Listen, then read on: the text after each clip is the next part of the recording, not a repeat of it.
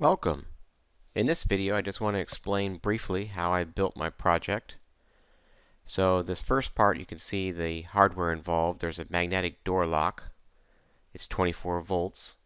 It's wired to a relay clickboard to a normally open contact. Then this 24 volt power supply, and then the 24 volt power supply is wired to 120 volts through this cable here. The NXP Rapid IOT module is mounted on a hexware pack, and then the relay clickboard is mounted on top of that. They communicate with the micro bus, and then what's not shown here is a 5 volt power supply, but here's the cable coming right here to power the system up. The other thing I'll show you real quick is the schematic. What you can see, basically just what I showed you in the hardware, is 120 volts powering a 24 volt power supply and a 5 volt power supply.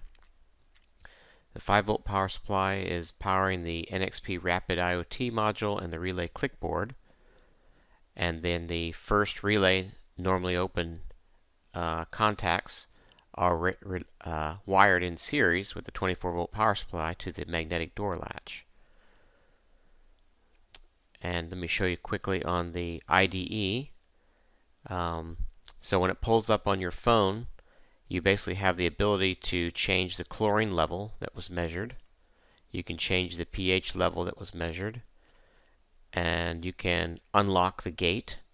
And basically when you press this button, you can kind of follow the code along here. But it comes through and sends a Bluetooth signal to the Rapid IoT board, and here this connection activates the relay clickboard.